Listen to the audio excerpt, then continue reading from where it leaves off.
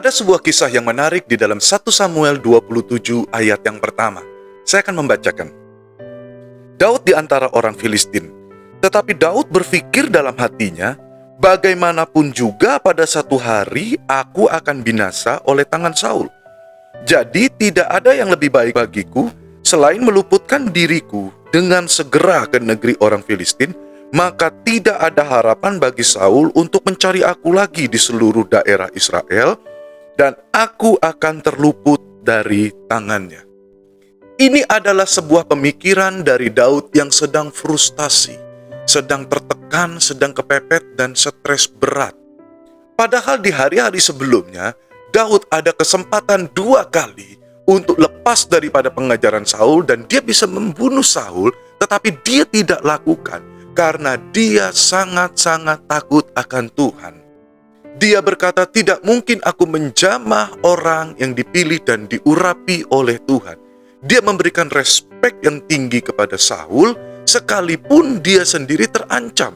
Namun di sisi lain, Daud juga merasa frustasi, Daud juga merasa takut. Pada satu saat Saul lah yang akan membunuh dia. Dia sampai lupa bahwa janji Tuhan bahwa dia akan menjadi raja yang berikutnya. Ada 4 kali nubuatan tentang Daud bahwa dia akan menjadi raja yang berikutnya. Pertama, Tuhan sendiri yang berbicara melalui Nabi Samuel yang mengurapi dia. Yang kedua itu Saul sendiri. Yang ketiga Yonatan anak Saul. Yang keempat adalah Abigail istrinya Daud. Tetapi karena takut dan stres, dia bisa melupakan semua janji Tuhan. Dia bisa melupakan semua rencana Tuhan. Dan dia memilih untuk berputus asa. Apa yang dilakukan oleh Daud? Dia berpura-pura gila. Dia mengizinkan air liurnya memenuhi janggutnya. Dan dia berlagak stres supaya dikira gila. Jadi orang Filistin tidak takut lagi bisa menerima dia. Karena Daud tahu bangsa Israel saat itu tidak mungkin menang melawan Filistin, dan Daud memilih tempat yang menurut dia aman, yaitu di bangsa Filistin. Satu-satunya orang yang paling dibenci oleh orang Filistin itu adalah Daud. Tetapi apa yang terjadi? Daud justru tinggal bersama-sama dengan mereka. Daud mengkhianati bangsanya sendiri. Ketika bangsa Filistin harus menyerang bangsa Israel suku demi suku, Daud turut berperang membantu Filistin. Kemenangan demi kemenangan menjadi bagiannya karena dia memiliki pasukan yang begitu hebat. Di satu titik ketika pertempuran akhir, seluruh panglima perang daripada bangsa Filistin merasa takut. Kalau sampai Daud mengkhianati bangsa kita, maka habislah kita. Suruh dia pulang. Dan akhirnya Akhis memerintahkan Daud untuk kembali ke tempat di mana dia diberikan oleh bangsa Filistin, yaitu di Ziklag. Ketika dia sampai di Ziklag, apa yang terjadi? Dia melihat kotanya terbakar, barang-barangnya dijarah, istri dan anak-anak Daud dan juga pasukannya diculik oleh Amalek. Karena saat itu Amalek menyerang Ziklag dan membakar habis. Kita pikir kejaran daripada Saul adalah tingkat stres yang paling tinggi yang pernah dialami oleh Daud. Tetapi sebaliknya, ketika Daud merasa aman untuk berlindung di negeri Filistin, justru disitulah permasalahan yang tertinggi terjadi. Inilah kondisi Daud pada saat itu. Dalam 1 Samuel 30 ayat yang keempat, lalu menangislah Daud dan rakyat yang bersama-sama dengan dia dengan nyaring, sampai mereka tidak kuat lagi menangis. Satu kondisi yang sangat memprihatinkan. Dia menangis sejadi-jadinya sampai tidak kuat lagi menangis. Bukankah dalam kehidupan ini kita juga sering mengalami permasalahan yang begitu kompleks, begitu mepet. Kita begitu frustasi, kita begitu depresi, air mata sudah tumpah terus berhari-hari, tapi tidak juga ada pertolongan. Bahkan manusia di sekeliling kita menyalahkan kita, menzolimi kita, menginjak-injak kita, meremehkan dan merendahkan, menyingkirkan kita, memandang kita begitu rendah. Bahkan firman Tuhan berkata seperti ini, ayat yang ke-6, dan Daud sangat terjepit karena rakyat mengatakan hendak melempari dia dengan batu. Seluruh rakyat itu telah pedih hati masing-masing karena anaknya laki-laki dan perempuan. Lihat, Bahkan dia sudah kehilangan kepercayaan daripada rakyatnya, pasukan-pasukan yang dipimpinnya. Dia hendak dilempari oleh batu. Begitu juga dalam kehidupan kita sehari-hari. Mungkin saat ini begitu kepepet, begitu depresi, begitu frustasi. Di mana jalan keluarnya Tuhan? Mungkin juga kesalahan-kesalahan bisa kita lakukan hingga kita masuk dalam posisi seperti itu. Atau memang Tuhan sedang mempersiapkan hidup kita. Apapun itu, permasalahan tetaplah permasalahan. Tidak nyaman dalam kehidupan kita, tidak mengenakan, bahkan membuat kita itu mati kata. Gak bisa ngomong lagi, cuman bisa menangis, bahkan menangis pun sudah sampai bosan, dan akhirnya hati kita menjadi hambar kepada Tuhan. Tetapi apa yang terjadi? Daud mengambil sebuah langkah yang luar biasa di dalam ayat yang ke-6 juga. Saya akan bacakan, tetapi Daud menguatkan kepercayaannya kepada Tuhan Allahnya. Di satu sisi, dia sedang melupakan janji Tuhan, dia sudah lupa apa yang Tuhan pernah lakukan, dia tidak mempercayai lagi bahwa Tuhan memberikan kemenangan demi kemenangan, dan dia takut dibunuh oleh Saul, dia mengabdi kepada musuhnya, Akhis, raja orang Gat, yang berasal daripada bangsa Filistin. Dia menjadi pengkhianat bangsanya sendiri, tetapi di satu titik, dia kembali lagi mengingat akan semua kebaikan Tuhan. Ambil saja keputusan untuk tetap percaya. Sekalipun kondisinya berat, sekalipun kondisinya begitu memprihatinkan, sekalipun saat ini kita tidak melihat dasarnya lagi untuk kita percaya, kuatkan kepercayaan kita kepada Tuhan, dan inilah yang dilakukan oleh Raja Daud. Satu keputusan yang luar biasa, dia mengingat kembali bagaimana Tuhan pernah menolong dia melawan beruang dan singa waktu dia mengembalakan 2-3 ekor domba. Dan dia mengingat bagaimana Tuhan menyertai dia untuk mengalahkan Goliat dan memenangkan peperangan. Begitu juga ada korelasinya ketika Elia habis mengalahkan nabi-nabi Baal hanya karena ada satu intimidasi, dia menjadi ciut dan dia melarikan diri, menyembunyikan diri. Tetapi Tuhan berbicara kepada dia, dan dia kembali lagi percaya kepada Tuhan. Engkau yang sudah putus asa saat-saat ini, engkau putus pengharapan, engkau depresi, engkau frustasi. Hari ini saya mengajak engkau satu kali lagi, percaya kepada Tuhan. Kuatkan kepercayaanmu kepada Tuhan Yesus Kristus. Dia yang berjanji, dia tidak mungkin berdusta. Lalu langkah yang kedua yang luar biasa, dia perintahkan kepada Imam Abiatar untuk membawa baju efod. Yang saat itu baju efod dipakai untuk beribadah kepada Tuhan. Ini berbicara tentang kita mulai berdiskusi sama Tuhan. Kadang banyak orang yang hanya mau percaya, tetapi tidak mau masuk ke dalam diskusi sama Tuhan. Melalui perenungan firman Tuhan, doa, pujian, dan penyembahan. Daud melakukan ini. Dan dia bertanya sama Tuhan, Tuhan menjawab. Dia bertanya sama Tuhan, Tuhan menjawab. Begitu juga di dalam doa-doa kita. Kita diskusi sama Tuhan. Kalau kita rasanya pahit, ngomong aja sama Tuhan. Kalau kita rasanya kecewa, ngomong sama Tuhan.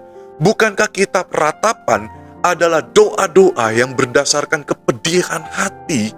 Tetapi ketika kita bawa itu ke dalam satu ruang diskusi sama Tuhan, dia memberikan penghiburan melalui Roh Kudus-Nya, dia memberikan kekuatan melalui Roh Kudus-Nya, dan dia kembali mengingatkan firman-firman-Nya kepada kita, sehingga kita menjadi kuat.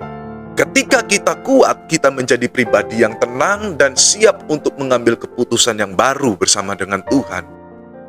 Ungkapkan semua apa yang engkau rasakan di hadirat Tuhan.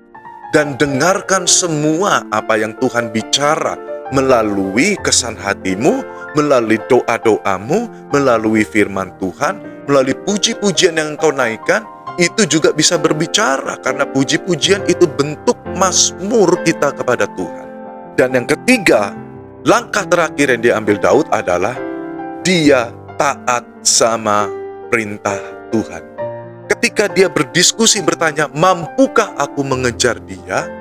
Sebetulnya Daud apakah mampu? Oh, dia pahlawan yang gagah perkasa, tidak pernah mengalami kekalahan. Secara manusia dia ngambil keputusan saja dia pasti mampu. Tetapi ketika dia kembali mengingat Tuhan, dia tidak mau mengandalkan kekuatannya sendiri. Karena ketika dia mengandalkan kekuatan sendiri, apa yang terjadi? Dia stres. Ketika dia harus dikejar-kejar oleh Saul, dia datang kepada Tuhan melalui penguatan kepercayaan, melalui diskusi sama Tuhan. Kalau dalam bahasanya ini adalah kita masuk dalam doa, pujian, penyembahan, dan hadirat Tuhan, membaca firman Tuhan, dan yang terakhir adalah kita mau taat kepada setiap perintah-perintah Tuhan. Tuhan berkata kepada Daud, kejarlah dan kamu akan mampu mengejar mereka dan mendahului mereka. Dan ternyata benar, saudara. Daud mampu mengejar mereka dan mengalahkan Amalek dan merebut kembali harta mereka, mengambil kembali istri dan anak-anak mereka, plus apa yang dimiliki oleh Amalek menjadi bagian mereka. Dan 3 hari kemudian, dia mendengar bahwa Saul telah mati oleh serangan Filistin. Daud diangkat menjadi raja. Kita melihat Daud dalam keadaan yang begitu terpuruk, Tuhan mampu mengubahkan dan mengembalikan dia masuk ke dalam setiap janji-janjinya. Dia adalah raja yang dipilih oleh Tuhan. Bukan hanya dia kembali kepada Tuhan, dia dipulihkan, dia diberkati, dan dia dipromosikan oleh Tuhan. Digenapilah janji Tuhan dalam kehidupannya. Bagaimana dengan kehidupan kita? Bukankah cerita ini sebetulnya relate bagi kita? Masalah ada, depresi ada, frustasi ada, tekanan-tekanan ada. Baik orang yang sangat kaya ataupun orang yang sangat miskin memiliki permasalahan dengan porsi yang sama. Kita nggak bisa bilang kalau yang banyak duit itu lebih happy. Kita nggak bisa bilang yang miskin itu juga lebih susah kalau mendapatkan masalah. Sama-sama punya porsinya dan sama-sama punya getaran hati yang bisa membuat kita gundah gulana, kita resah, kita galau, kita mau bunuh diri rasanya. Pada waktu yang lampau, ada seseorang triliuner, salah satu orang yang terkaya di Germany, dan juga masuk di dalam majalah Forbes. Dia memiliki saham yang luar biasa di bidang farmasi, memiliki saham di otomotif yaitu Volkswagen, yang saat itu masa jaya-jayanya. Tetapi ketika valuasi kekayaannya turun 50%, 50%. Padahal dia memiliki triliunan, dan ketika turun 50%, dia masih memiliki triliunan. Dia stres begitu rupa dan dia naruh dirinya sendiri di atas rel kereta api dan mati bunuh diri. Jangan kita berpikir kalau orang yang berkelimpahan itu nggak bisa stres. Tetapi juga ada banyak contoh-contoh ketika permasalahan itu datang kepada kita yang memiliki kekurangan secara finansial, itu pun sangat menyusahkan kita. Siapapun kita memiliki satu porsi yang kita anggap ini sangat krusial dan sangat mengganggu hidup kita dan sangat menggoncangkan mental kita. Oleh karena itu, kuatkanlah kepercayaanmu kepada Tuhan, masuklah dalam hadirat Tuhan, diskusi sama Tuhan, dan yang terakhir, taat sama firman Tuhan. Karena firman Tuhan dituliskan untuk menjadi koridor yang baik dalam kehidupan kita, supaya tindakan kita, langkah kita berhati-hati. Tuhan ingin menjaga integritas kita dengan baik. Tuhan tidak ingin kita masuk dalam jebakan-jebakan si iblis, dan Tuhan ingin membuat kita menjadi pribadi yang berhasil dan beruntung. Izinkan saya untuk berdoa kepada kita semua. Tuhan Yesus, kami membutuhkan Engkau, kami memerlukan Engkau ya Tuhan. Saat ini setiap kami yang sedang dalam pergumulan berat ya Tuhan, beri kekuatan bagi kami Tuhan. Urapi kami ya Tuhan, jamah kami ya Tuhan. Kami mau ya Tuhan menguatkan kepercayaan kami kepada Tuhan. Kami mau masuk dalam hadirat Tuhan. Kami mau berdiskusi sama Tuhan. Kami mau ngomong dua arah sama Tuhan. Berdoa, memuji, menyembah, menikmati hadirat-Mu Tuhan. Dikuatkan oleh kuasa Roh Kudus-Mu Tuhan. Dan kami mau taat apa kata Tuhan. Diberkatilah setiap usaha daripada umat-Mu. Diberkatilah bisnis mereka. Diberkatilah karir mereka, diberkatilah pekerjaan mereka, studi mereka, rumah tangga mereka, diberkati oleh Tuhan. Setiap rumah tangga yang mengalami goncangan saat ini, pulihkan dalam nama Yesus. Atau juga segala sakit penyakit mereka, oleh bilur-bilur Yesus, Engkau sembuh. Engkau sembuh. Kanker, Engkau sembuh. Autoimun, ginjal, paru-paru, penyakit kulit yang sudah menahun, migrain, apapun penyakit itu, saat ini aku katakan oleh bilur-bilur Yesus, sembuh dalam nama Yesus. Setiap kami yang bergumul untuk lepas daripada ikatan dosa ya Tuhan, terlepas dalam nama Yesus, terlepas dalam nama Yesus. Tuhan memberkati, Tuhan pelihara kami ya Tuhan. Kami tahu hidup membutuhkan biaya, sekolah membutuhkan biaya ya Tuhan. Dan kami percaya Tuhan yang pelihara kami, Tuhan akan memberikan ide-ide yang kreatif, Tuhan akan membuka jalan bagi kami, Tuhan akan mempertemukan dengan orang-orang yang tepat, yang terbaik dalam kehidupan kami ya Tuhan. Terima kasih ya Bapa, terima kasih. Dalam nama Yesus kami mengucap syukur. Amin. Makarios, berbahagialah dan diberkatilah saudara.